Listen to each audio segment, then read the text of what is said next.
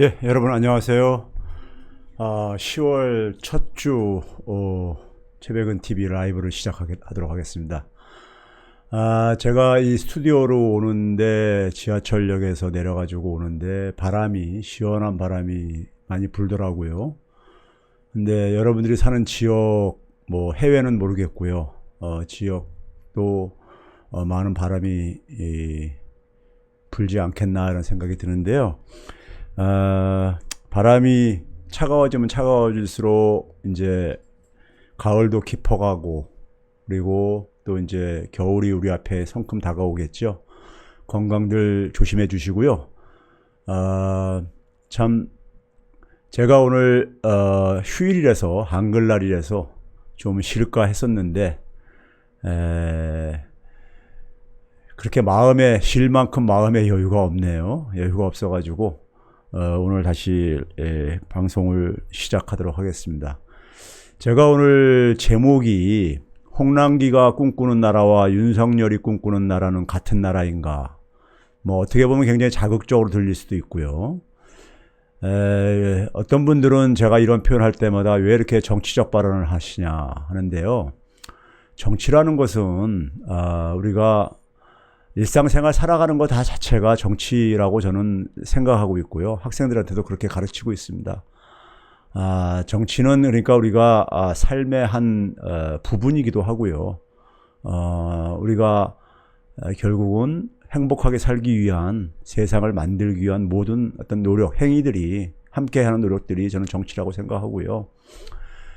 또 그리고 제가 늘 얘기하지만 우리 자녀들이 좀 행복하게 살아갈 수 있는 그러한 세상을 만들기 위한, 저는 개개인들의 책임, 행동이 저는 정치라고 생각을 합니다. 제가 오늘 이렇게 홍남기, 윤석열 두 양반을 이렇게 소환한 이유는 제2의, 저는 홍남기 부총리가 제2의 윤석열이고요. 또 제3의 윤석열이 나올 수도 있고, 제2의 홍남기, 제3의 홍남기가 우리 사회 도처에 있습니다. 도처에 있어요. 도처에 있는데, 문제는 이분들은, 제가 이분들의 이름을 사용하는 것은 뭐 개인에 대한, 저는 자연인에 대한 어떤 하나의 감정은 없습니다. 감정은 없고요.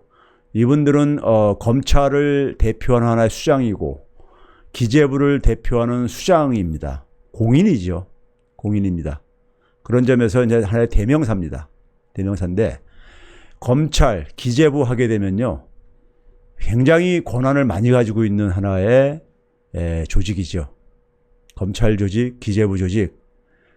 기재부 하게 되면은요, 경제 분야에서 검찰 조직이라고 생각해도 전혀, 그러니까는 우리가 어색하지 않을 정도로 기재부는 엄청난, 그러니까 막강한 파워를 가지고 있는 하나의 조직입니다. 그래서 기재부를 가지고 정부 많은 관료 부서 중에서도 갑 중에 갑이다, 슈퍼갑이다, 이런 얘기들이 많이들 이제 하고 해왔었고요. 심지어는 국회의원은 4년이고 대통령은 임기가 5년이지만은 관료는 30년이다. 뭐 이제 공무원이 돼가지고 퇴직할 때까지 한 30년 한다 이거죠. 이런 말이 있듯이 우리가 뭐 대통령은 5년이고 임기가 5년이고 재벌은 영원하다, 재벌 자본은 영원하다, 뭐 이런 말이 있듯이, 그러니까요. 저는 우리 기재부 공무원들을 싸잡아서, 그러니까 뭐 제가 욕하고 싶지 않습니다. 뭐 제 제자들도 거기 들어가 있는, 제가 좋아하는 제자들도 들어가 있는 친구들도 있고 그러는데, 많은, 그러니까 젊은 공무원들은 열심히들 일을 합니다. 일을 하고, 근데 문제는 뭐냐면 그 조직의 논리, 시간이 지나면서 조직의 논리에 자기도 파묻혀 들어가고, 그 조직의 이익을 위해서 자기 자신도 스스로 이제 순치가 되어가는 이런 이제 모습들을 저는 지켜볼 수 있는데요. 기재부 관료들이 가지고 있는 하나의 자긍심이 있죠. 자기들은 그러니까 뭐 행시에서 그러니까 상위 성적들이 되게 기재부를 되게 선호하니까요. 제일 부처라고 자임합니다. 저는 그러한 자긍심 갖는 거 좋다고 생각합니다. 근데 기재부가 가지고 있는 권한은 기재부 공무원들을 위한 권한이 아닙니다. 국민을 위한 권한이죠. 그건 분명히 우리가 짚고 넘어가야 됩니다. 짚고 넘어가야 되는데, 근데 문제는 뭐냐면 우리가 기재부에 대해서 우리가 부정적인 얘기를 할 때 과거에 우리가 모피아라는 말을 많이 썼었어요. 한때 이 기재부를 우리가 재무부라고도 불렸었을 때가 있었기 때문에 재무부 할 때 파이낸스의 약자로 해서 파이낸스 오브 미니스트리의 약자로 해서요. 모피아, 마피아하고 이 재무부하고 합성어죠. 그러니까요. 재무 관료들하고요. 근데 이 기재부는 기본적으로 끈끈한 상명하복을, 굉장히 검찰 조직하고 비슷하지 않아요? 상명하복. 마찬가지입니다. 관료사회도요. 거기다가 뭐 끈끈한 어떤 관계 속에서 끼리끼리 똘똘 뭉쳐가지고 주요 요직들을 싹쓸이 한다. 뭐 이런 식의 이제 세평이 많이 우리가 해제되고 그랬었잖아요. 이들이 가지고 왜 이렇게 되었느냐? 그들의 권한이 너무 막강하기 때문에 그렇습니다. 너무 막강하기 때문에. 제가 그래서 기재부가 가지고 있는 재정, 예산과 세제 문제죠. 여기 독점권. 독점권은 검찰의 기소 독점권과 비슷하다. 이런 얘기를 하고 그럽니다. 근데 우리가 이런 무소불위 권력은 사실 많은 폐해를 낳을 수밖에 없어요. 권력이라는 것은 한 곳에 집중되게 되면요. 우리가 유명한 말 있지 않습니까? 부패한다. 그리고 그 권력을 사유화시키게 되면은 그 피해는 고스란히 국민들에게 돌아갑니다. 그렇죠? 그래서 권력은 분산시키고 견제와 균형을 받게 하는 장치를 만든 이유도 거기에 있습니다. 그렇죠? 그런데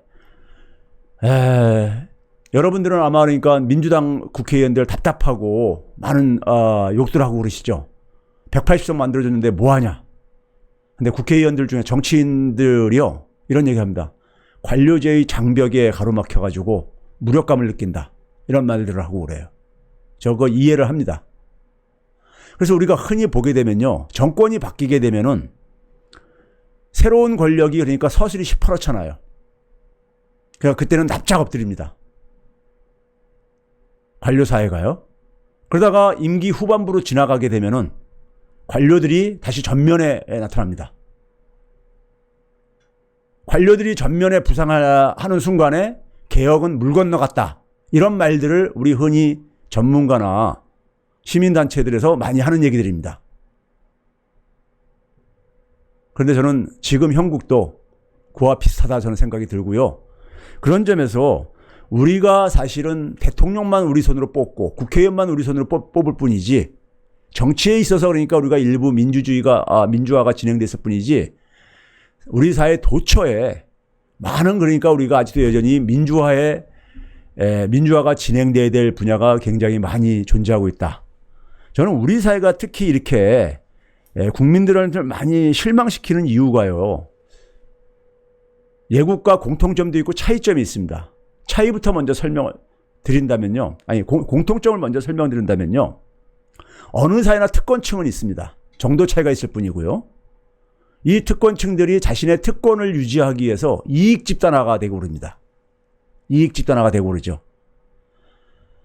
자, 그 다음에 이제 이 관료들 집단들은 특히 장기적으로 그러니까 우리가 장기적으로 우리가 이 관료 사회를 재생산하면서 시대 변화에 대해서 굉장히 적응에 굉장히 그러니까는 적응에 굉장히 우리가 더디거나 적응을 거부하는 이런 이제 성향들이 있어요. 관료 사회는 굉장히 보수적입니다. 기본적으로 변화에 대해서 굉장히 무디거나 그런 측면이 있는데 여기에 이제 우리 사회가 가지고 있는 또 하나의 특성, 예국과 차이가 뭐냐면 저는 매판성이라고 봅니다. 우리 사회 특권층이 가지고 있는 매판성이에요. 매판성이라는 것은 제가 늘 얘기하듯이 외세가 우리를 지배해왔죠. 지금도 뭐 일정 부분 그것이 반복되고 있고요. 식민지의 상황 속에서 그리고 분단체제가 지속되어지면서요. 외세의 지배를 그러니까 우리가 활용을 해가지고 자신의 특권을 재생산하려고 하는 그런 집단들이 있습니다. 자, 뒤에서 그건 자세히 좀 설명을 드릴게요. 그런데 저는 이제 기재부 관료들한테, 특히 젊은 관료들한테 제가 부탁드리고 싶은 게 있어요. 이 시간에 꼭 행시를 붙어가지고 사무관으로 출발하잖아요. 5급 사무관으로 출발하다 보면은 사무관 서기관으로 넘어갈 무렵이거나 아니면 넘어가고 난 이후라든가 한 번쯤은 해외에 소위 말해서 파견식으로 하는 해외 어쨌든 간에 소위 말해서 그 공부하러 갈 기회를 갖습니다. 저도 제 친구들도 그런 친구들 많이 있기 때문에 잘 압니다. 그럼 나가서 대개 그 할 때 뭐냐면은 석사 학위 정도 학위를 따고 옵니다. 일부는 좀 연장을 해가지고 박사 학위도 따가지고 학계로 가는 사람들도 있고요. 그런데 우리나라 경제학은요, 이것도 저는 우리나라의 이 분단 체제하고 관련이 됐다고 생각하는데 굉장히 경제학자들의 이 경제 이론이요, 친기업적입니다. 친기업적이에요. 다양하지가 않아요. 칼라가요. 소위 말해서 굉장히 보수적인 경제학 이론들을 대부분이 공부를 하고 있고 또 그렇게 학위를 받고 와서도 그 틀에서 거의 벗어나지 못하고 있습니다. 제가 친기업이라고 표현할 때는 반기업을 제가 얘기하는 게 아닙니다. 기본적으로 경제학은요, 모든 학문이 그렇듯이 국민의 이익을 대변을 해야 되는 거예요. 국민의 이익을 대변해야 되는 거죠. 그렇죠? 그런데 사실 지금 홍남기 부총리 정도가 아마 80년대 아마 후반 정도에 혹시 해외에 나가서 공부하러 갔다 오지 않았는가. 해외 석사학위가 있더라고요. 외국 대학이에요. 근데 경제학이요, 특히요, 21세기에 들어서 특히 금융위기 이후에 기존의 경제학 이론들이 거의 맞지가 않습니다. 수명이 다 했어요. 자기가 젊은 시절에 공부한 이론, 그것도 굉장히 친기업에 경사되어 있는 그러한 경제학 공부를 해가지고 와가지고 그걸 가지고 지금도 그러니까 세상을 바라보고 경제 정책을 만들고 하는 것은 국가에 굉장히 위험할 수가 있습니다. 시대 변화를 쫓아가지 못하니까요. 오늘 제가 강의할 내용도 그러한 관점에서 전혀 그러니까는 벗어나지 못하고 있습니다. 자, 오늘 이제 시간도 넉넉하지가 않기 때문에요, 제가 구체적인 내용을 가지고 얘기하겠습니다. 지금 홍남기 부총리가 하는 것에 대해서 많은 분들이 이해가 안 가실 거예요. 안 가실 텐데, 윤석열 총장이 이런 말 했죠. 자기는 사람에 대해서 충성하지 않는다. 조직에 대해서 충성한다. 라는 걸 우리가 나중에 알았죠. 검찰 조직. 그게 바로 무슨 말입니까? 검찰 조직의 기득권을 사수하는 선봉장이 되겠다는 이런 선언인 겁니다. 홍남기 부총리가 하는 것을 보면서 저는요, 똑같은 생각이 들었습니다. 자기를 임명한 대통령한테 충성이 아니라, 더 나아가서 국민에 대한 충성이 아니라 기재부라는 조직, 관료 조직에 대한 충성을 지금 하고 있는 겁니다.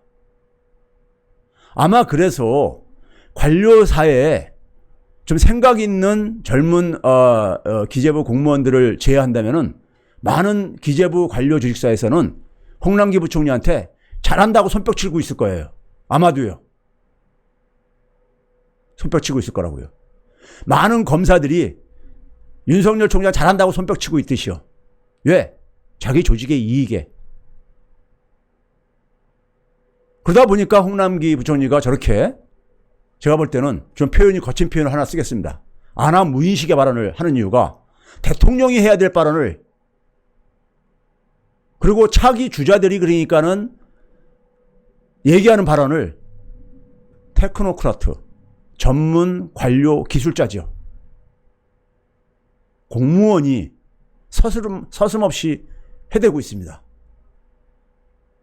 문재인 대통령이 중산층을 위한 공공임대주택도 마련하라 그러니까 돈 없어서 못한다. 이게 장관이 할 소리입니까? 대통령을 저는 기본적으로 본인이 저는 대통령의 역할을 하는 게 아닌가 이런 착각까지 들었어요. 만약에 장관들이 그걸 많은 국민들은 소신이라고 이렇게 그것을 이렇게 오해하시는 분들이 있어요. 그건 소신이 아닙니다. 그건 잘못된 이데올로기에 기초한 그냥 고집이에요. 공무원은 기본적으로 선출직 공무원에 의해 가지고 통제를 받게 돼 있습니다. 선출직 공무원이라는 게 뭡니까? 국민이 선출한 대통령 국회의원에서 국회에서 통제받게 돼 있어요. 즉 국민이 원하는 걸 해야 되는 거죠. 자기 개인이 가지고 있는 특히 뭐냐면 그것도 과학적인 게 아니라 이데올로기적인 우리가 개인이 신앙을 교회를 가고 절을 가는 것은 개인의 그건 사생활의 문제인 겁니다. 근데 그거를 국민들한테 강요할 수 없잖아요. 마찬가지입니다. 개인이 가지고 있는 어떤 하나의 믿음을 좋아하는 것을 정책에 그걸 투영시키면 안 되는 겁니다. 이건 소신이 아니에요. 뭔가 착각을 하고 있어요. 본인이 마치 대통령이라도 된 것처럼. 근데 왜 그렇게 나오겠는가 제가 한번 생각을 해봤어요. 기재부 관료 집단들이 잘하고 있다 박수치고 있을 겁니다 아마. 거기서 어깨가 으쓱해져가지고 자기가 장관도 할 만큼 했어요. 할 만큼 하다 보니까는 이제 물러나도 자기 영웅이 돼서 나갈 거다. 이런 착각에 혹시 빠져 있는 게 아닌가 하는 의심이 듭니다. 자, 그래서 공무원들은요, 자신의 칼날은 내세우면 안 됩니다. 국민이 원하는 것에 공직자라는 게 뭡니까? 퍼블릭 서비스. 국민이 원하는 것을 기술적으로 뒷받침해주는 존재들입니다. 잊지 말아 주십시오. 자, 오늘 이제 제가 한 건요, 기재부가 재정준칙을 집요하게 도입하려는 이유가 바로 제가 앞에서 얘기한 것과 관련되어 있다는 겁니다. 한국형 재정준칙이란, 한국형이라는 말을 붙여놨어요. 내가 이 말 듣고서는 과거에 박정희가 유신 독재할 때 한국식 민주주의 이런 게 떠오르더라고요. 자, 간단하게 말씀을 드릴게요. 자, 10월 5일 날 발표를 했습니다. 재정준칙을 도입하겠다고요. 여기에 핵심은 뭐냐면요. 국가 채무 비율을, 이게 정부가 발표한 하나의 자료입니다. 그대로 제가 캡처해 온 거예요. GDP 대비 국가 채무의 비중을 60% 이내에서 제한하겠다 이겁니다. 족쇄를 채우는 거예요. 60% 절대 넘어서는 안 된다고. 그렇죠? 자, 그런데 이 재정 준칙에 대해서요, IMF라든가 세계은행에서 이 재정 준칙이 굉장히 문제가 많다, 이런 얘기를 많이 하고 있는 상황이에요. 올해 상황이요. 그래서 그러다 보니까 재정 준칙에다가 많은 예외 조항을 포함시켜라. IMF가 이런 주문을 4월 달에 했어요. 그거 하지 않으려면 중단을 해라.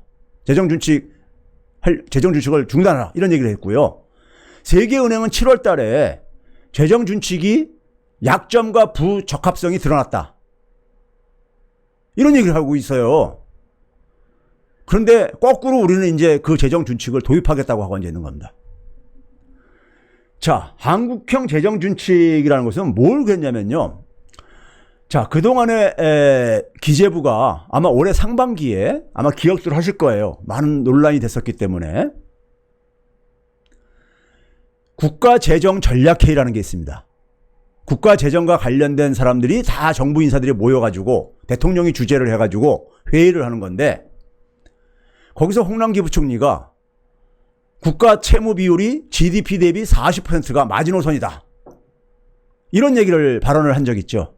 그래서 대통령이 홍남기 부총리 면전에서 40%의 수치의 근거가 뭐냐, 이런 발언을 해가지고 이제 화제가 된 적이 있었죠. 그래서 40이라는 수치를 뚱딴지가처럼 딱 끄집어냈었고요. 얼마 전에는 또 45라는 수치를 또 끄집어냈었어요. 근데 제가 그때마다 방송에 나가서 40, 45, 족보에도 없는 수치다, 족보를 찾을 수 없는 수치다, 이런 얘기를 하고 그랬었죠. 그러다 보니까는, 그런 지적을 계속 하고 그러다 보니까는 이번엔 60이라는 수치를 들고 나온 거예요. 60% 마지노선을요. 그러니까 60% 넘으면은 확장적인 재정 정책 쓰지 말라 이거예요. 그러니까요. 예? 특별한 일이 없는 이상에는요. 자, 근데 이 60이라는 제니까 보니까 제가 족보 없는 수치라니까 족보를 찾아온 거예요. 족보를 찾아온 건데, 자, 그 다음에 또 하나가 뭐냐면요. 이 수치, 60이라는 수치와 더불어가지고 항상 했던 얘기가 뭐냐면은 재정수지 이제 이번에 3% 이내, 마이너스 3% 이내. 그래서 관리를 이제 끄집어냈어요. 이 60과 3이라는 수치가 30년 전에 유럽이 경제 통합을 하면서요. 통합부터 먼저 시작을 했죠. 유로화를 도입하는 나라들에 대해서 유로화를 도입하는 나라들은 통화 정책을 포기하는 겁니다. 유로화를 도입한 나라들은 개별 국가의 중앙은행이 다 없애버렸어요. 그 유로화를 사용하는 19개 국가의 공동 중앙은행인 유럽 중앙은행을 만들었죠. 통화 정책을 통일을 하다 보니까 자연히 재정도 그러니까는 어느 정도 보조를 맞춰야 돼요. 그건 이론적인 게 때문에 제가 그러지만 일단 상식적으로 한번 생각해 보세요. 통화하고 재정이 그러니까 우리가 보조를 맞춰야 되기 때문에 그런 틀을 만든 거예요. 30년 전에 1991년 마스트리트 조약에서요. 근데 이걸 끄집어내 가지고 이제 족보 찾아 산만리를 갔다 온 거죠. 그래서 이걸 가지고 한국형 재정 준칙에 그것도 굉장히 엄격하게 곱하기로 이게 표현을 했어요. 유럽은 이게 그러니까는 유럽은 그냥 이게 둘 다 하나의 권유사항으로 각각 이렇게 느슨하게 하고 있습니다. 그러다 보니까 유럽도 이걸 다 지금 벗어나고 있습니다. 대부분이. 근데 이걸 곱하기로 해가지고 이 곱하기를 산수만 조금 이해하시면요. 60% 넘으면은 확장적인 재정 쓸 수 없게 되어 있어요. 그래서 아까 정부의 그림에도 그런 표기를 했잖아요. 국가 채무 비율을 GDP 60%로 제한합니다. 이걸 아예 못을 박았잖아요. 선언을 했잖아요. 그렇죠? 그러니까 족쇄를 딱 채운 거예요. 그러면서 이제 뭐냐면 그동안에 재정에 대한 족쇄를 채우기 위해서 항상 재정 수지를 얘기할 때 관리 재정 수지를 막 얘기를 했었어요. 관리 재정 수지요. 근데 제가 국제적인 기준은 관리 재정 수지가 아니라 통합 재정 수지다. 그리고 지난 최백은 TV에서 제가 뭘 보여줬습니까? 기재부가요 매년 통합재정 수지라는 그 책자를 발표를 합니다. 1979년에 IMF가 우리나라에다가 권유를 하면서 그때부터 매년 그 통합재정 수지라는 걸 발표를 해요. 정부의 재정을 정리한 자료를요. 그러다가 98년도부터는 외환위기 이후부터는 매달 지금 발표를 하고 있습니다. 근데 거기서 공식적으로 사용하는 용어가 통합재정수지예요. 그래서 제가 통합재정수지로 얘기를 해야 된다. 왜 관리재정수지로 얘기를 하느냐. 자, 관리재정수지하고 통합재정수지의 차이는 뭐냐면요. 관리재정수지는 정부가 그러니까 들어오는 세금 수입하고 쉽게 얘기하면요. 그 다음에 정부가 쓰는 지출 이것만 정리를 한 거예요. 주로요. 그런데 통합재정수지는요. 정부에게 들어오는 모든 현금으로 들어오는 모든 그러니까 수입, 현금으로 나가는 모든 지출 이걸 정리한 게 통합재정수지입니다. 소위 4대 보험 같은 게 더 포함되어 있는 거죠. 그게 맞죠. 회계 정리하는 데 속에서는 IMF에서 현금주의에 기반을 해서 현금이 들어오고 나가는 걸로 기본적으로 국가 재정은 정리를 해야 된다. 이렇게 요청을 한 거예요. 그런데 통합재정 수지를 보게 되면요. 우리 지난 20년입니다. 2000년부터 지난해까지니까요. 올해는 아직 안 끝났으니까. 통합재정 수지가 마이너스를 기록한 그것도 2009년도 글로벌 금융위기 때 마이너스 1.5, 2019년 지난해 마이너스 0.6, 마이너스 3%도 안 넘은 거죠. 이 두 해를 빼놓고는 다 흑자였었어요. 흑자는 좋은 게 아닙니다. 정부가 쓴 돈보다 걷어 들인 돈이 더 많았다는 얘기예요. 그러면 민간은 그만큼 쓸 돈이 줄어들었다는 얘기인 거죠. 왜 이 20년 중에서 18년은 재정을 균형적으로 운영을 안 하고, 균형을 유지 안 하고, 왜 이렇게 흑자로 운영을 했냐 이거예요. 그러다 보니까 우리나라 국가 채무가 굉장히 낮아진 겁니다. 국제사회에서요. 흑자로 운영을 하니까요. 자, 그 다음에요. 먼저 제가 오늘 본격적으로 얘기하기 전에 제가 오늘 60이라는 숫자하고 3이라는 숫자가 이게 얼마나 비과학적인 얘기인지를 제가 오늘 보여드릴 겁니다. 제가 학생들한테요, 수업 시간에 GDP 대비 60%, 국가 채무가 60% 이내라고 얘기를 하고 있는데 60이라는 숫자의 학문적인 근거를 찾아오게 되면 내가 A 플러스 주겠다. 이런 얘기를 해요. 그 다음에 마찬가지로 재정수지도 3이라는 숫자, 3%라는 3이라는 숫자에 대해서 학문적인 근거를 찾아오게 되면 내가 A 플러스 주겠다 그래요. 그 얘기는 뭐냐면요, 그 근거가 없기 때문에 제가 그렇게 얘기를 한 겁니다. 근거가 없는 수치들이에요. 그래서 제가 기재부 관료들 좀 공부 좀 해라, 이런 얘기 하는 이유가 있습니다. 오늘 제가 보여드릴게요. 먼저 우리가 국가 채무에 대한 좀 이해가 먼저 필요합니다. 국가 채무에 대한 이해를요. 우리가 국가 채무하게 되면 굉장히 부정적으로 이미지를 만들어놨어요. 언론들이요. 만들어놨습니다. 근데 우리가 개인이 됐던, 즉 가게가 됐던, 기업이 됐든 간에, 국가가 됐든 간에 부채가 없는 곳이 있습니까? 없는 나라가 있습니까? 지구상에 한 나라도 없어요. 한 나라도 없죠. 그런데 시간을 좀 절약하게 해서요, 국가 채무는 가계 채무나 기업 채무하고 전혀 다른 특성을 갖고 있습니다. 어떤 특성이냐면요, 가계나 기업의 채무는 일정 기간 내에 반드시 상환을 해야 되죠. 갚아야 되죠. 그렇죠? 근데 국가 채무는 사실상 원금 상환의 제약이 없습니다.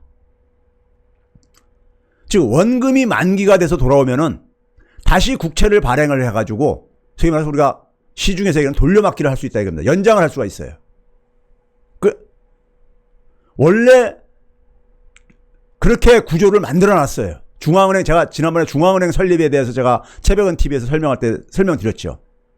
국가의 이익하고 은행 자본의 이익의 결탁물의 결과다 그랬었죠.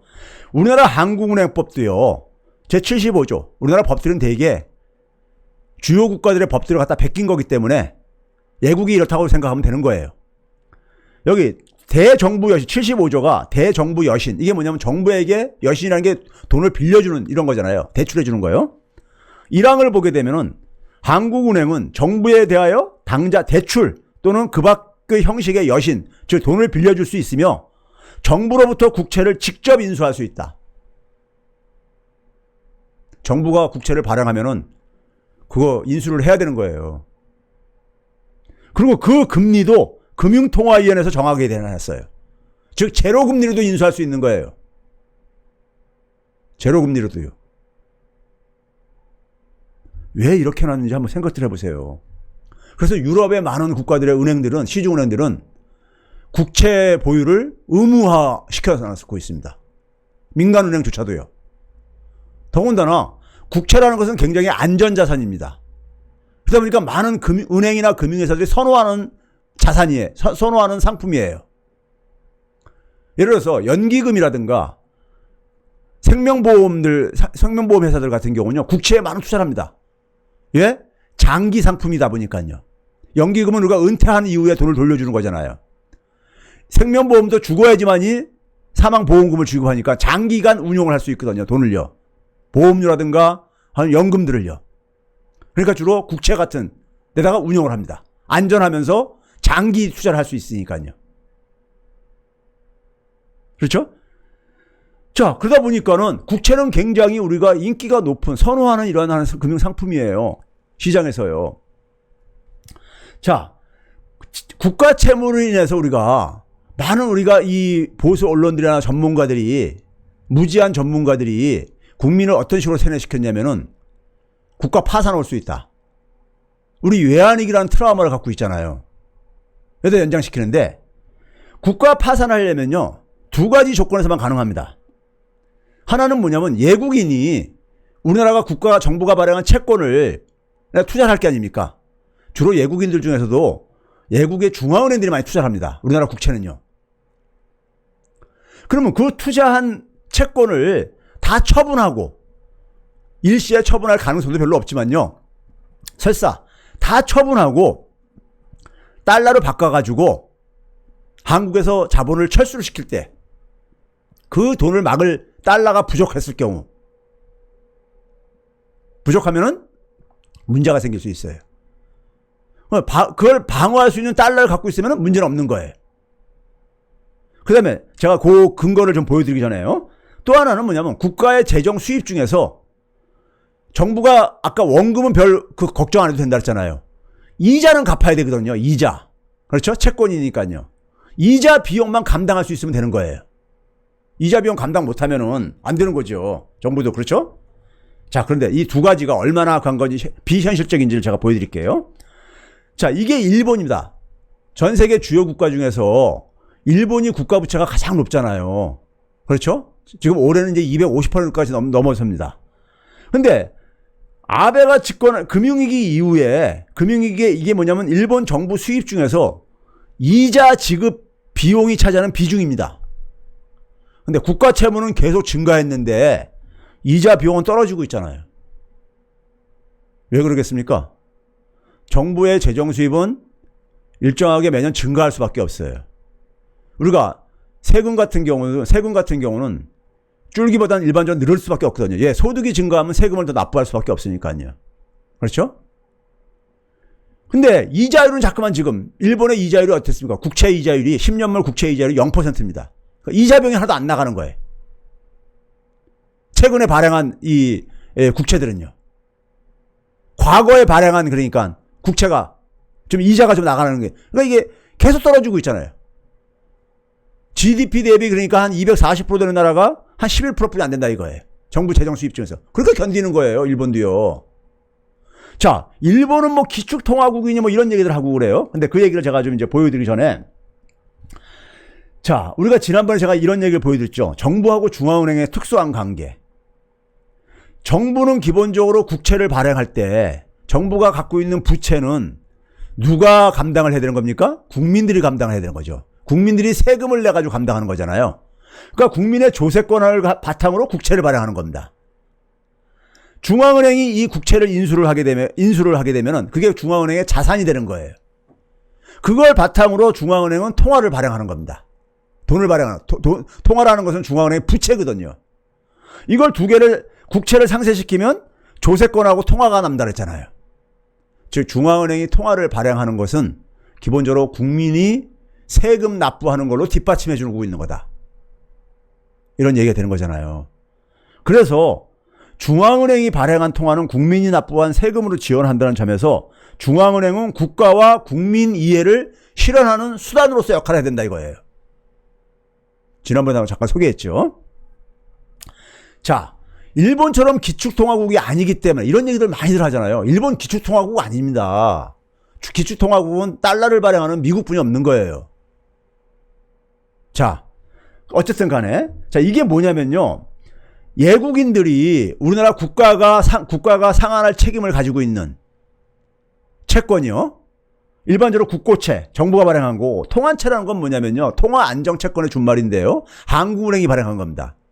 한국은행도 중앙정부가 책임을 져줘야 되니까 이거가 포함을 해가지고 지난해 말 기준으로 예국인들이 우리나라 그러니까 이 중앙정부가 책임지는 채권에 대해서 국가가 책임져야 되는 채권에 대해서 어느 정도를 가지고 있느냐 예국인들이 6.8%를 가지고 있습니다.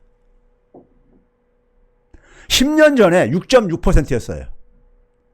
즉 나머지 93% 정도는 한국 사람이 갖고 있다는 얘기예요. 한국 사람이 갖고 있는 채권은 만기가 되면요.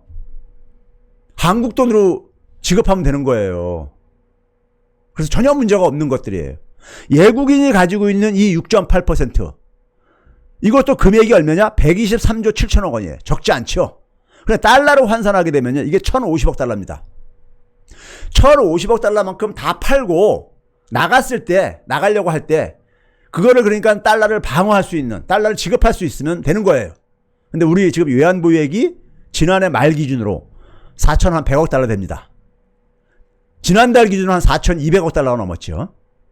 지난 10년 동안에 예국인들이 국가가 부담을 해야 될 채권이 어느 정도 증가했냐면 49조 5천억 원 증가했습니다. 왼쪽에 빨간 글씨로 수치가 있죠.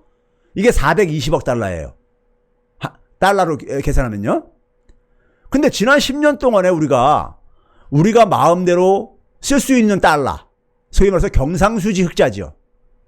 경상수지 흑자가 지난 10년 동안에 얼마를 그랬냐? 5,800억 달러 벌어들였습니다. 5,800억 달러 가지고 420억 달러 막는데 아무 문제 없죠. 그래서 한국의 국채를 국제 채권 시장에서 굉장히 선호하는 이유가 바로 여기 있습니다. 한국에다가 투자를 해가지고는 결코 돈 뜯길 일이 없다 이거예요. 외국인들이 그런 상황인 겁니다. 예? 이게 현실이에요. 그래서 우리나라 제가 지난번에 했잖아요. 외환위기 일어날까, 제2의 외환위기 일어날 가능성 거의 제로다. 얘기한 게 바로 이거예요. 달러 자금이 다 무슨 일로 하여튼 빠져나갔을 때 그걸 방어할 게 충분하다 이거예요. 예? 근데 국가 채무 증가하면 제가 지난번에 말씀드렸잖아요. 외환위기 때, 이게 지금 외환위기 때 다시 소환한 거예요. 97년 연말에 터졌잖아요. 그 당시 국가 채무 비율이 10%였었어요. 국가 채무 비율이 10%였었다고요. 그렇죠? 여기 세 번째 항에 나오잖아요. 10.2%. 얼마나 낮았어요. 근데 외환위기 터졌어요. 왜 터졌냐?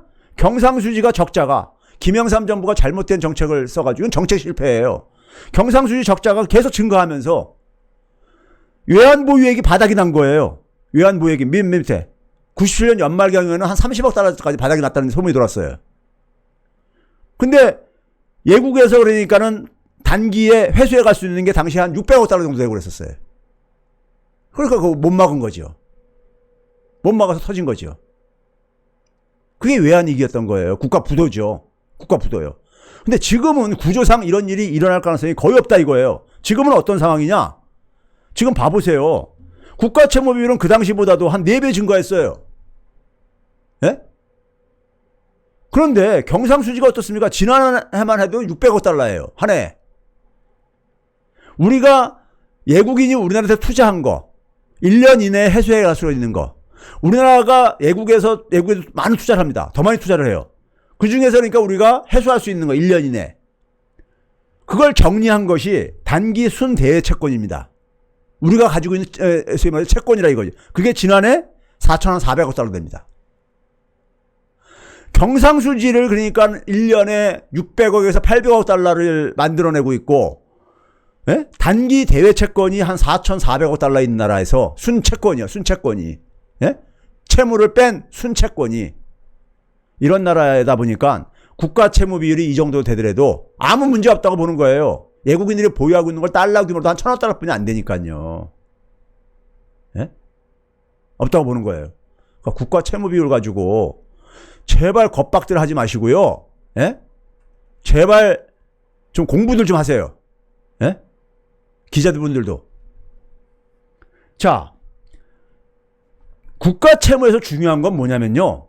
자, 여러분 이상하지 않아요? 주요 국가에서 유럽이 경제 통합하면서 GDP 대비 국가 채무 비율을 60%를 인정을 해줬어요. 60%까지. 예? 그것도 유연하게. 그러면 국가 채무 비율 60%까지는 괜찮다는 얘기 아니잖아요. 만약 국가 채무가 문제라면은 왜 0%를 안 하고 50%를 안 하고 왜 60%냐 이거예요. 국가 채무가 긍정적으로 기여하는 게 있기 때문에 그렇습니다.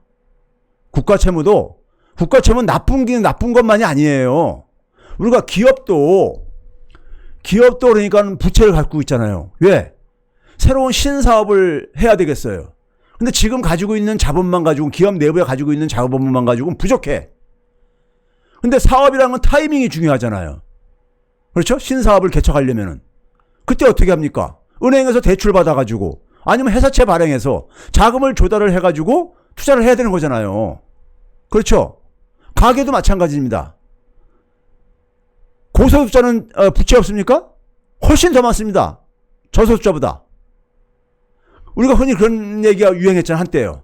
부채도 자산이다. 맞는 얘기예요. 회계 구조상. 자산이라는 게 부채 더하기 자기 자본이니까요. 부채를 잘 활용을 해야지 돈을 벌 수 있다. 이런 얘기를 하잖아요. 그렇죠? 그러니까 부채는 누구나 있는 거고, 국가도 마찬가지로, 국가도요. 제가 뒤에서 말씀드리겠지만, 국가도 채무가 굉장히 긍정적인 역할을 합니다. 자, 그러면은 한국이 그러니까 어느 정도까지 국가 채무를 그러니까 그럼 문제는 뭐냐면요. 국가 채무가 일정한 정도까지는 필요하다는 걸 이해를 하셔야 돼요. 국가 채무가 일정한 수준까지는 필요하다 오히려. 도움이 된다 이거예요. 국가에. 그렇죠? 그러니까 60%를 이렇게 설정해놨을 게 아닙니까? 그렇죠? 60%까지는 도움이 되니까요. 자, 한국이 국가 채무를 견딜 수 있는, 그러니까 한국에 그러니까 우리가 경제를 위해서 바람직하게 우리가 한국이 버틸 수 있는 여력을요. 한때 여기 왼쪽 그림은 뭐냐면 무디스가 국제 비교한 겁니다. 이거 KDI라고 한국개발연구원 있죠. 거기 홈페이지 들어가면 이거 쉽게 찾을 수 있어요. 한국의 재정 여력을 무디스가 GDP 대비 241%라고 한테 제시했어요. 그래서 굉장히 전 세계에서 노르웨이라든가 호주와 더불어서 가장 우수한 국가다 이런 얘기를 했어요. 예? 국가 재정의 여력이 많은 나라로. 옆에 건 뭐냐면 IMF가 또 추정한 거예요. GDP 대비 203%까지 재정이 쓸 여력이 있다. 이런 얘기를 했어요. 예? 자, 지금 있잖아요. 지금 우리가 아까 제가 그랬죠. 정부가 수입을 가지고 이자 비용을 좀 감당하면 된다 그랬는데 한국이 왜 이렇게 재정 여력이 있는지 아세요? 한국이 이렇게 재정 여력이 있냐면요. 지난 10년 동안에 한국의 국민소득 증가율이 연 4.9%였습니다. 실질 성장률이 아니라 명목으로 그러니까요. 물가상승률을 제외한. 왜 그러냐면 금리도 명목이기 때문에요. 국가부채도 다 명목 개념이기 때문에요. 그냥 화폐 단위, 현재로 사용하는 화폐 단위가 명목 개념입니다. 근데 같은 기간 동안 국채 금리는 2.48%에서 2.94% 정도. 소득 증가율이 더 높고 금리보다 높다 보니까는 새로 들어오는 세금 수입이 지출되는 이자 비용보다 높기 때문에 이게 가능한 거예요. 재정 여력이 이렇게 큰 거예요, 우리는요. 국가 재정을 연구하는 전문가들이 가장 중요하게 여기는 두 가지 지표가 있습니다. 성장률하고 금리입니다. 성장률이 금리보다 높은 이상에는 그 나라는 재정 여력이 굉장히 튼튼할 수밖에 없어요. 자, 제가 이 얘기를 왜 하냐면요. 자, 그 다음에 또 하나는 이제 국가 채무에 대해서 먼저 좀 정리를 하고요. 제가 그랬죠. 국가 채무 중에서 모든 국가 채무를 국민이 상환할 필요가 없는 돈이다. 국가 채무는 적자성 채무하고 금융성 채무로 나눕니다. 지난해 그러니까 우리가 한 720한 9조 정도 됐었어요. 지난해 연말 기준으로요. 700조가 넘었었어요. 근데 그 중에서 국민들이 상환해야 될 채무는 413조 원에 불과합니다. 57%뿐이 안 된다 이거예요. 나머지 그러면 316조 정도는 국민이 상환할 필요가 없는 돈이에요. 무슨 얘기냐? 금융성 채무는 정부가 그러니까는 돈을 빌려준 대신에 회수할 수 있는 돈들인 거예요. 회수할 수 있는 돈들인 거예요. 예를 들어서 우리가 국민주택 채권이라는 게 있습니다. 국민주택기금을 마련하기 위해서 국민주택을 보급하기 위해 가지고 국민주택을 분양받으려는 사람들한테 돈을 빌려주고 그러죠. 지원을 해주고 그러죠. 대출해줬으면 나중에 상환받을 수 있는 돈이잖아요. 그리고 예국에서 그러니까 우리가 달러라든가 유로화를 외화를 자금을 조달할 때도 외평채라는 걸 발행합니다. 예국한 평형기금 채권이라고요. 근데 그것도 우리가 달러나 유로화 자금을 우리가 들어왔으니까 그걸로 상환해주면 되는 거예요. 그러니까 금융성 채무는 국민이 그러니까는 부담을 안 가져도 되는 부분인 거예요. 지난해 연말 기준으로 우리나라 국가 채무 국민이 상환해야 될 부분은 413조뿐이 안 된다 이거예요. 그 얘기는 무슨 얘기냐? 지난해 우리나라의 국가 채무 비율이 한 38% 됐었는데 그것의 한 60% 정도인 60%면 어느 정도 되는 겁니까? 한 2% 정도만 실제로는 한 국가 채무 비율이 22% 정도뿐이 안 된다는 얘기입니다. GDP 대비요. 그러니까 국가 채무를 이 채무 절대액을 가지고 국민들 협박하고 얼마 지나면 1000조 돌파한다 이렇게 하는데 그게 그 돈 절대액으로 얘기하는 것도 무의미하지만은 GDP도 증가하니까요. 절대액 중에서도 한 60%만 국민이 상환할 부담을 가지고 있는 국가 부채다 이겁니다. 자, 그 다음에 이제 오늘 본론입니다. 기재부가 60이라는 숫자하고 3이라는 마이너스 3이라는 수치를 도입했는데 첫 번째, 왜 60%냐 이거예요. 기재부 이거 설명해야 됩니다. 왜 60이냐 이거예요. 아, 다른 나라가 그렇게 하니까 그런 얘기 하지 말라. 그런 얘기 하면 안 돼요. 정책은요, 과학적인 근거를 가지고 수립을 해야 되는 겁니다. 그렇죠? 옆에 나라하고 우리나라하고 똑같은 상황이 아닐 수 있잖아요. 그리고 이 60이라는 수치를 도입한 나라들이 30년 전에 도입한 수치예요. 그러니까 왜 50%는 아니고 100%는 아니고, 그렇죠? 문제는 뭐냐면 60%까지 국가 채무 필요성을 인정하는 이유가 뭐냐? 아까 얘기했듯이요. 경제학에서 가장 중요한 거는, 중요하게 여기는 것은 효율성이라는 개념인데, 효율성을 나타내는 가장 중요한 개념이 성장입니다. 경제 성장에 국가 채무가 도움이 되느냐 안 되느냐, 이게 판단의 기준이에요. 가장 중요한 기준이요. 주류 경제학에서는요. 근데 아까 그랬잖아요. 기업이 새로운 사업을, 신사업을, 기업도 계속 성장을 해야 되니까요. 신사업을 개척하기 위해서 외부 자금을 끌어들인다 이거예요. 부채를요. 국가도 마찬가지입니다. 국가도 공공투자를 해야 되는 거거든요. 미래의 성장 동력을 만들어내야 되거든요. 예? 그러려면은 새로운 자금이 필요하니까는 국채를 발행할 수가 있어요. 그런데 그게 그 나라의 성장을 더, 성장 동력을 강화시킨다면은 바람직한 거거든요. 기업하고 똑같은 거예요. 예? 그러다 보니까 한 60%까지 이렇게 인정한 이유도 국가 채무가 긍정적으로 기여한다는 얘기예요. 그런데 실제로 우리가 보게 되면요. 먼저 그림 하나, 먼저 표 하나 보여드릴게요. 국가 채무가 어느 정도 수준까지 긍정적인 역할을 하느냐, 어느 정도 수준을 넘어서면은 부정적인 역할로 바뀌느냐. 지난 금융위기 이후에 수십 편의 논문들이 여기에 대해서 나왔습니다. 국제사회 속에서 학술 논문들이요. 여기 제가 중요한 것만 제가 이렇게 좀 몇 개 이렇게 소환을 했어요. 다 소환하려면 이 공간이 부족해서요. 여기 보시게 되면은 되게 수치들을 봐보세요. 빨간색으로 박스한 게 한 90에서 한 110% 정도 선에 있는 거. 파란색으로 있는 게 한 70에서 80% 정도 선에 있는 거.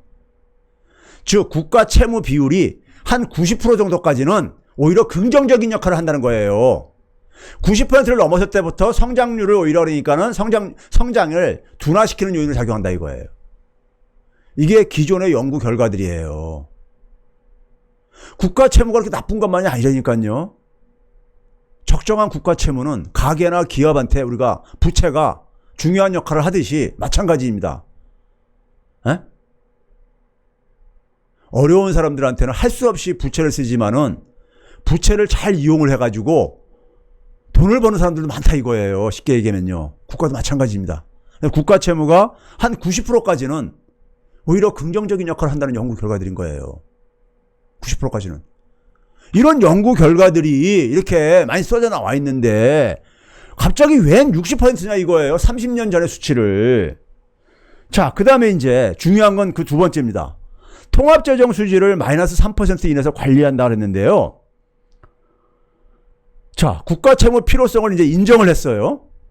인정을 하면요. 어떤 문제가 생깁니까? 자, 국가 채무가 만약에 60%라고 가정을 해보세요. GDP에. GDP가 만약에 100이라고 한다면요. 국가 채무는 60이란 얘기죠. 60%니까요. 그렇죠? 그런데 거기에 대한 이자 비용이, 이자율이 한 연 5% 정도 된다고 해보세요. 그럼 60 곱하기 5%니까 얼마입니까? 3이죠. 3. 그렇죠? GDP 100 중에서 3 정도가 이자 비용으로 나간다는 얘기예요. 그렇죠? 그렇잖아요. 국가 채무가 있으면은 기본적으로 GDP에서 그만큼, 그러니까 이자 지급이 나갈 수밖에 없는 거예요. GDP의 3% 정도가요. 그렇죠? 그래서 이자 비용이 발생하기 때문에 국가 채무가 있는 이상에는 국가 재정에서, 그러니까 일반적으로 이자 비용이 지출될 수밖에 없다 이거예요. 그러면은 한 5% 되면은 유럽에서 유로화를 도입할 무렵에 한 5% 내였었어요. 국채 이자율이요. 유럽은 이 5%에 맞춘 겁니다.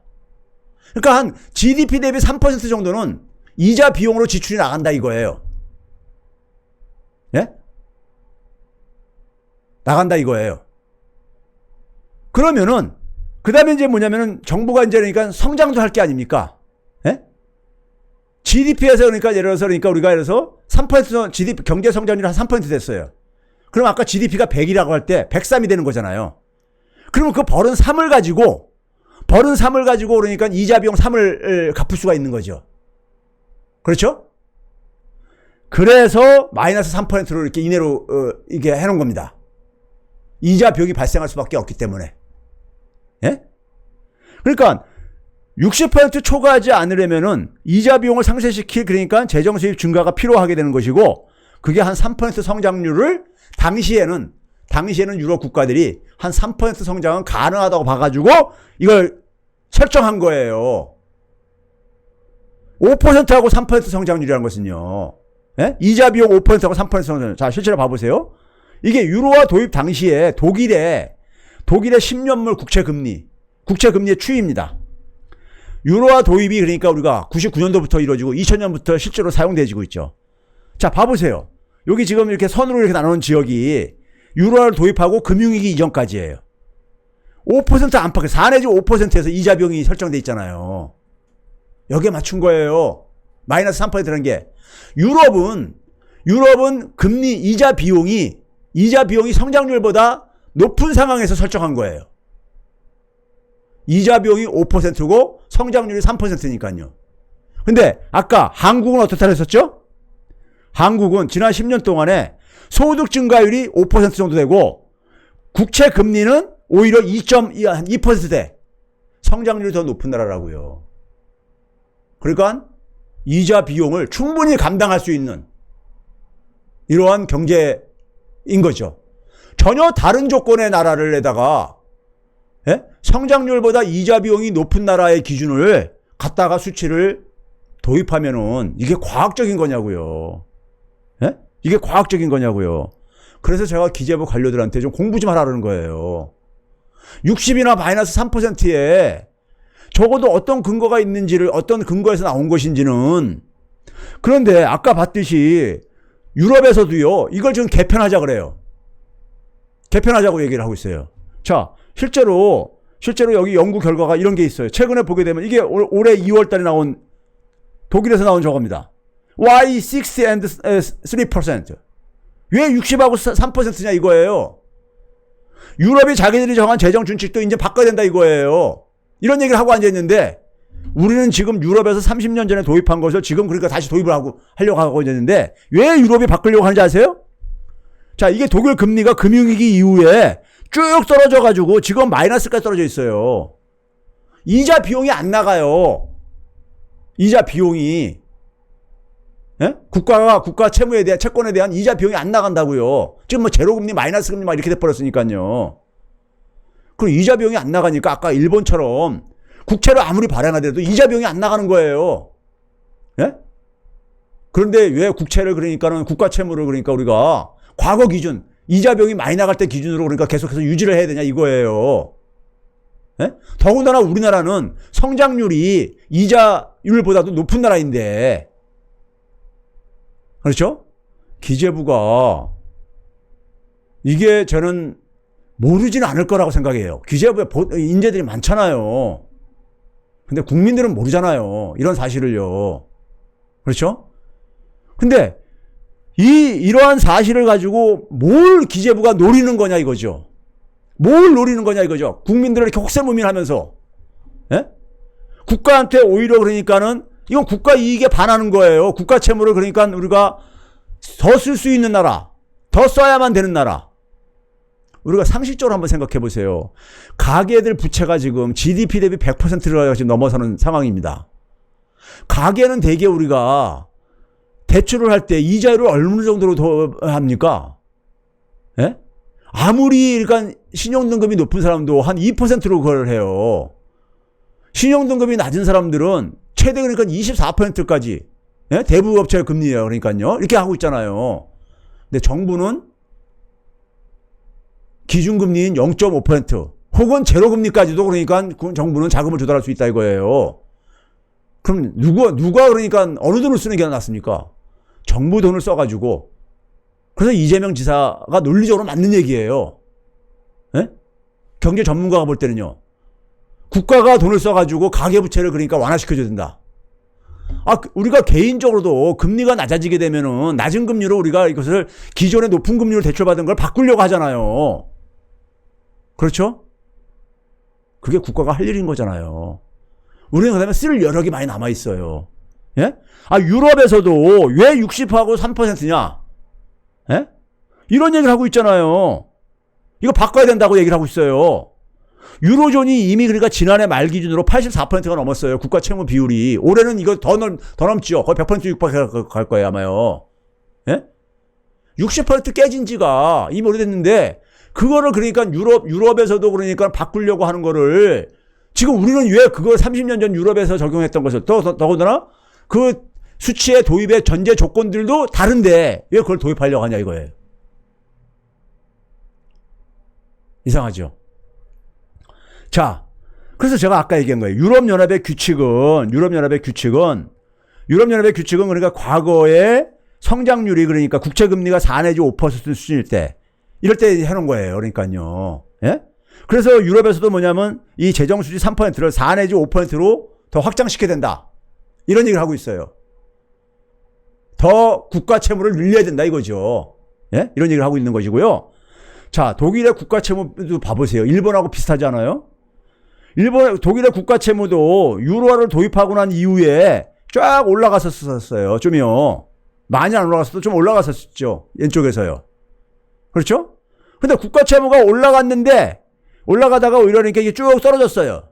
최근까지는 보면요. 왜 그렇습니까? 아까 봤듯이 금리가 떨어져서 그런 거예요. 금리가. 국채 금리가 떨어지다 보니까는, 예? 국가 채무 비중도 줄어드는 거예요. 그러니까요.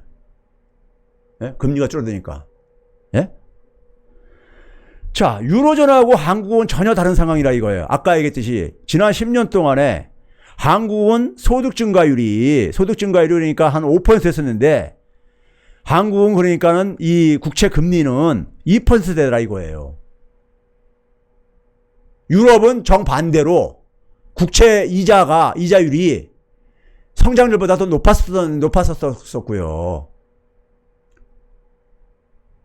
그래서 IMF나 무디스가 재정 여력을 우리가 이렇게 높게 보는 이유가 있는 거예요. 이걸 보면 이 수치 보게 되면 여러분 놀랍죠? 200% 넘어도 된다는 거니까요.